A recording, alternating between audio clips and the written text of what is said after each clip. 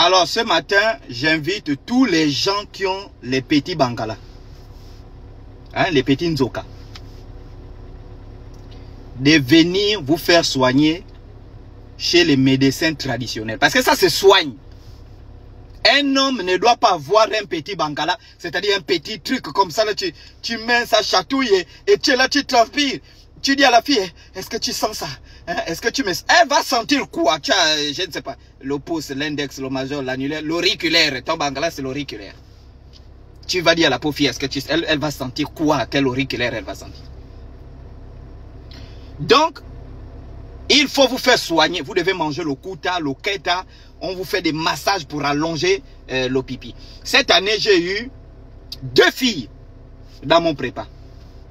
2 filles qui m'ont convaincu qu'un homme doit avoir un long et gros Bangala. Je vous dis, hein. Ça, je vous dis la vérité. C'est-à-dire que si vous voulez que votre foyer soit vraiment un foyer, les gens grossissent, les gens soient à l'aise, même s'il n'y a rien à manger, les gens soient heureux. L'homme doit avoir un pipi long et dur. Dans mon prépa, il y a la fille, la Bapounou, là, Roaline, une Bapounou. Regarde, mais c'est pas possible le bodge. Il y avait une autre, celle-là, il n'y a que Dieu lui-même qui peut satisfaire sexuellement cette fille. Il y a un humain ne peut pas. Il n'y a que Dieu lui-même, la bite de Dieu lui-même. Même Jésus a crié, ouah! Imelda, une femme, je crois.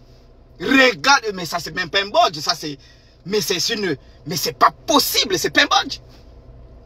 Quand j'ai vu ça, j'ai dit oui, sur cette terre, il faut avoir un long banc. Donc il faut vous faire soigner.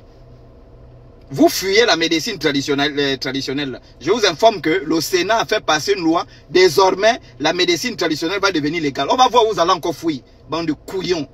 Maudia. Salut tout le monde. Bienvenue sur la chaîne Vidéo d'Afrique.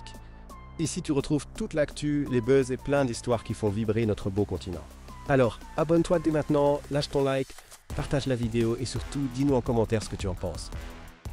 C'est une épidémie des petits Bangala. Mais oui, mon frère. Je vous dis, c'est une épidémie. Je reçois des appels et des appels. Déjà, ceux qui cherchent à se guérir. Hein, qui écrivent, non, tonton Chocolat, vraiment, au lit, j'ai honte avec les filles.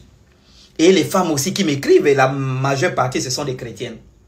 Chocolat, vraiment, j'ai envie de divorcer parce que vous savez que dans le christianisme, on ne fait pas là-bas les choses impolies avant de se marier. Maintenant, quand tu te maries, tu découvres que le gars a un petit truc. Une m'a même dit que son gars, il est encore moussoteur, vraiment. Oh, mais c'est pas possible, hein, vraiment.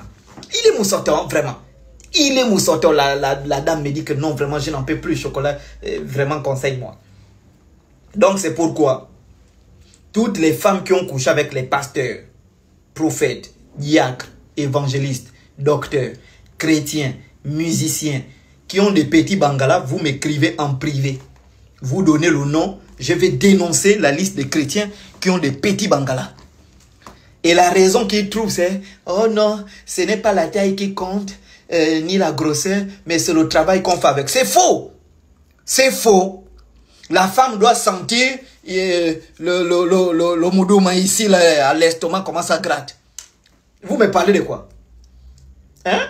Donc tu as un petit truc comme ça, là, vraiment un petit truc, tu piques ça, ça chatouille même la femme, elle rit seulement. Toi tu te dis que tu fais quelque chose, elle rit parce que ça chatouille.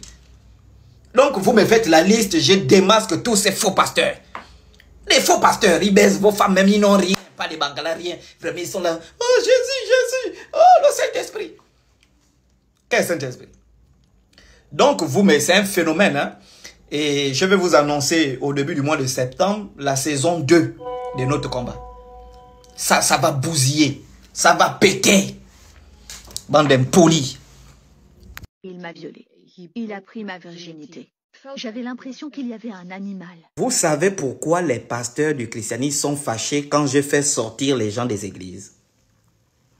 Parce que leurs clients disparaissent. Leurs femmes disparaissent. Leurs femmes de nuit disparaissent. Leurs esclaves disparaissent, leurs esclaves sexuels, leurs esclaves mentaux disparaissent, leurs supporters disparaissent, leurs gardes du corps disparaissent. En fait, tout ce qui est esclavagisme disparaît. Je n'ai jamais eu l'occasion, messieurs et dames, de vous parler du faux prophète qu'on appelle Tibi Joshua.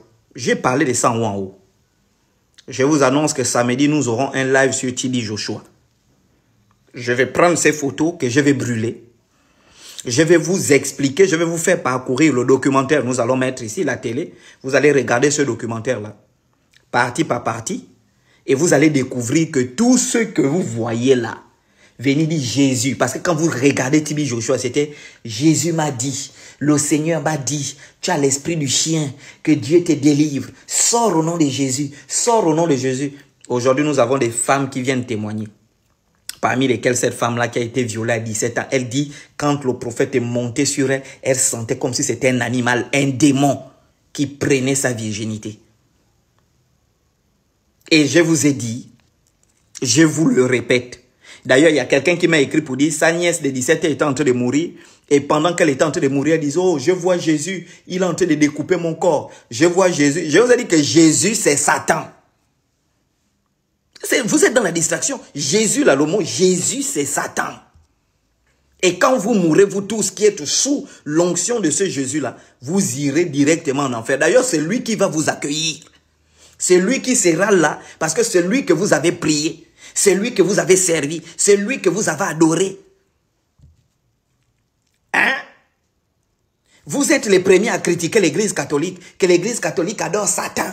L'église catholique adore le diable. Mais qui vous a donné Jésus? C'est l'église catholique. Ça veut dire que si Jésus, le Jésus des catholiques, c'est Satan, ça veut dire que vous tous, vous adorez Satan. Parce que c'est l'église catholique qui vous a donné la Bible, c'est l'église catholique qui vous a donné Jésus, c'est l'église catholique qui a décidé que tel livre s'appelle Matthieu, tel livre s'appelle Jacques, tel livre. Hein? Oh, j'adore le Jésus de Makoso, tu adores Satan. Oh, le Jésus de Gédéon, vous adorez Satan. Et je vous informe que la spiritualité, c'est pas dire, oh, tu ne te masturbes pas, avant je buvais, je ne bois plus, avant je couchais avec les hommes, je ne couche plus. Est-ce que c'est ça la spiritualité? Oh, ça va se savoir dans ce live-là. Connectez-vous.